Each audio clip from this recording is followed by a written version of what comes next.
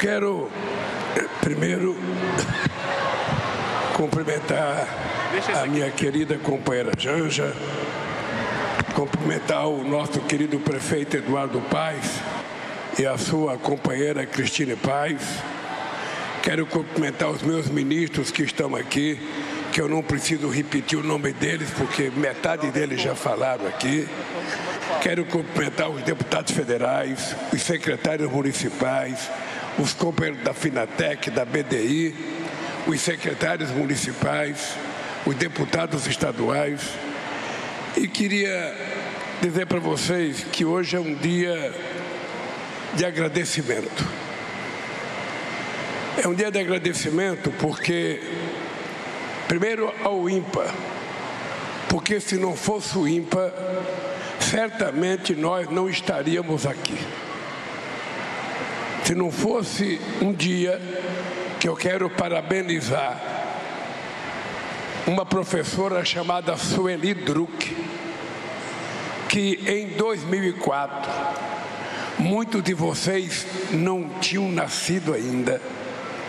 Eu já era presidente da República e eu recebo uma professora com um grupo de alunos do Ceará e do Piauí para me entregar, para me mostrar e me apresentar um grupo de alunos que tinham ganho medalha de ouro nas Olimpíadas da Matemática.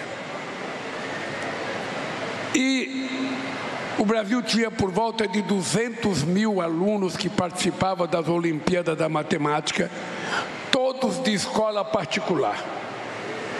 E os estados que tinham mais gente, Eduardo, fazendo as Olimpíadas, era exatamente o estado do Ceará e o estado do Piauí.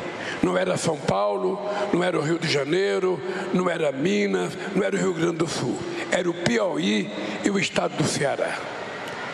E eu fiquei entusiasmado com aquela professora que conseguiu me convencer que, embora teoricamente muita gente pensava que matemática era a matéria mais difícil na escola, ela me dizia: presidente, a hora que o aluno consegue desfiar o casulo, matemática passa a ser a matéria mais extraordinária para qualquer aluno do mundo inteiro.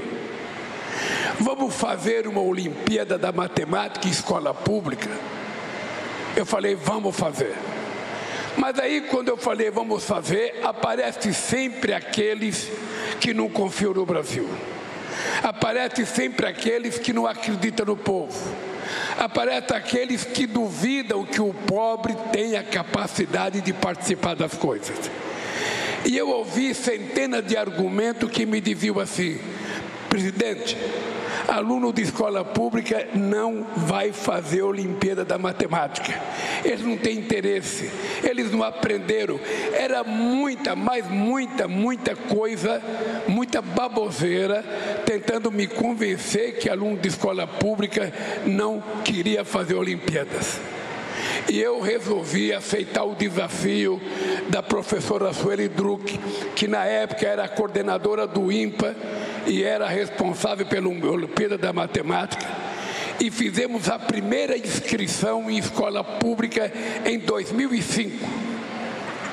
Em 2005 se apresentaram 10 milhões de estudantes. Então estava desmistificado a ideia de que as crianças de escola pública não iriam participar das Olimpíadas. No segundo ano, era um ano eleitoral. Não me deixaram colocar nenhum papelzinho na porta da escola, porque dizia que era uso eleitoral. Nós não fizemos propaganda. Mas em 2006, se inscreveram 14 milhões de crianças outra vez. Em 2007 se inscreveram 18 milhões de crianças. E hoje nós temos a maior Olimpíada da Matemática do mundo. Nem China, nem Rússia, nem Estados Unidos tem mais alunos do que nós fazendo a Olimpíada da Matemática. Essa é a coisa mais importante que eu aprendi. E a gente não teria chegado aqui se não fosse o INPA, se não fosse uma professora da qualidade da Sueli, e a gente não estaria inaugurando uma universidade, uma faculdade de matemática, se não fosse outra vez o INPA, se não fosse a boa vontade de Eduardo Paes, se não fosse o pai e a mãe de vocês, e se não fosse vocês. A gente não estaria aqui. Porque, na verdade, o que o governo faz é tentar abrir a porta. Mas quem tem que atravessar a porta e seguir o caminho são vocês, com muita vontade, com muita disposição. E eu sempre fico emocionado para justificar por que eu sou fanático por educação. Veja, vocês precisam saber, eu sou o único presidente da República que não tem o diploma universitário. E sou o presidente que mais fiz universidade na história desse país e o presidente que mais fiz escolas técnicas na escola desse país. Por uma simples razão. Qual é a razão de eu ter uma certa obsessão pela educação? É que eu sou filho de uma mulher que teve 8 filhos, e eu fui o único dos 8 filhos que tive um diploma primário e que fiz um curso técnico. E por essa razão, eu acho que todo filho da pessoa mais humilde, da pessoa de classe média baixa, tem direito de ter oportunidade de chegar a uma universidade e ter um diploma de doutor. Educação não é privilégio para rico. Educação é um direito de todos. E educação não é gasto, é investimento. E o Estado precisa assumir responsabilidade. Também vocês não estariam aqui se não fosse a dedicação de muitas professoras e muitos professores que se dedicaram, que se empenharam para incentivar vocês a chegar onde vocês chegaram. Vocês estão no segundo degrau de uma escada que ainda tem muito degraus. O nosso papel é ajudar vocês a subir mais degrau, criar as condições para vocês subir mais degrau, porque quem vai ganhar com isso não são vocês individualmente. Quem vai ganhar com isso é o orgulho do pai e da mãe de vocês, é o orgulho dos irmãos de vocês e é o orgulho desse país que vai ter mão de obra altamente qualificada para disputar com o mundo, com qualquer país do mundo, qualidade, produtividade e, por que não dizer, evolução científica e tecnológica. É por isso que eu sou fanático por educação. É por isso que nós criamos o pé de meia. Não é admissível que um presidente da República, um governo do Estado, veja num jornal a matéria de que 480 mil crianças desistiram do ensino médio porque tinha que ajudar no orçamento familiar e o governo fica quieto. Porque se essa criança parar de estudar, qual será o destino dela? Aonde é que ela vai se pegar? Qual é o controle que o pai e a mãe vão ter de uma criança que não estudou, que está numa idade de adolescência, que tem 100% de energia para gastar e que pode ir para a rua, pode ser vítima de violência, pode ser vítima de droga, pode ser vítima de uma bala perdida, pode ser vítima do crime organizado? Ou seja, então a escola é para nós a garantia, não só para quem está estudando, mas para que o pai e a mãe saibam que os filhos deles estão sendo cuidados e que vão se tornar pessoas do bem para ajudar a construir uma nova família do bem. Porque o momento que nós estamos vivendo é um momento delicado na história do Brasil. Eu tenho 78 anos e não conheci nenhum momento de negacionismo, de mentira, de ódio, de fake news como a gente vive hoje. Então, se a gente não investir na educação, a gente está dando de graça para os negacionistas, para o crime organizado, sabe, os nossos jovens.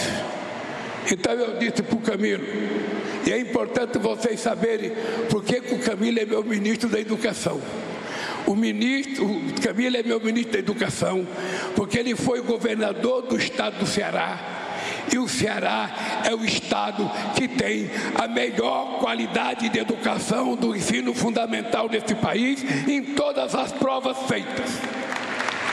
E por isso eu trouxe ele para cá, para colocar no Brasil o mesmo amor, a mesma dedicação que ele teve no Ceará. Eu já tive um ministro que foi o melhor ministro da educação do país, Fernando Haddad, de 2005 a 2010. E eu falei para o Camilo, o desafio do Camilo é ser melhor do que o Fernando Haddad, fazer mais universidade, fazer mais escola técnica, fazer mais Pronatec, fazer mais tudo que for de educação, nós temos que fazer. Eu digo sempre que as pessoas falam, mas o Lula está fazendo a mesma coisa, ele já fez. Quando eu cheguei na presidência, em 100 anos, de 1909 a 2003, de 1909 a 2003, esse país só tinha 140 escolas técnicas. Em 100 anos. Hoje, nós vamos completar com as 100 que nós aprovamos, 782 escolas técnicas. Eu disse para o Camilo, trabalhe, porque a gente pode fazer que nem o Pelé, marcar 1000 gols, marcando 1000 escolas técnicas nesse país, para garantir que a gente saia do atraso a que a gente está submetido. Não é motivo de orgulho que um país do tamanho do Brasil tenha menos estudantes na universidade proporcionalmente que o Chile. Não é motivo de orgulho que o nosso país tenha proporcionalmente menos estudantes nas universidades do que a Argentina. Não é motivo de orgulho a gente saber que a Argentina, em 1918, já tinha feito a sua primeira reforma universitária e que o Brasil não tinha a sua primeira universidade. Vocês jovens têm que saber, o Brasil não foi apenas o último país a mulher conquistar o direito de voto, o último país a libertar os escravos, o último país a abolir a independência. O nosso país foi o último país a ter uma universidade. Só foi criada em 1920. E foi criada porque o rei da Bélgica vinha para o Brasil e naquele tempo o rei teria que receber um título de doutor honoris causa. Aí fizeram a universidade para dar o título para o rei. Não foi por causa dos alunos. Então nós estamos atrasados, porque durante muitas décadas e muitos séculos, a elite que dirigia esse país não imaginava filho de pobre, filho de classe média estudar. Quem estudava é quem podia mandar seu filho para Paris, para Londres, para Madrid, para Harvard, sabe? E nós queremos que os nossos jovens estudem aqui, sejam mestres aqui, sejam doutores aqui, sejam useiros aqui, porque o Brasil definitivamente quer deixar de ser um país pobre ou em via de desenvolvimento. Nós seremos do tamanho da nossa capacidade de governar. Nós seremos do tamanho do nosso sonho. Por isso que a gente não pode sonhar pequeno. Quando a gente sonha pequeno, a gente acorda e esquece do sonho. Mas quando a gente sonha grande, a gente acorda e vai torná-lo realidade. Eu vou dizer uma coisa para você.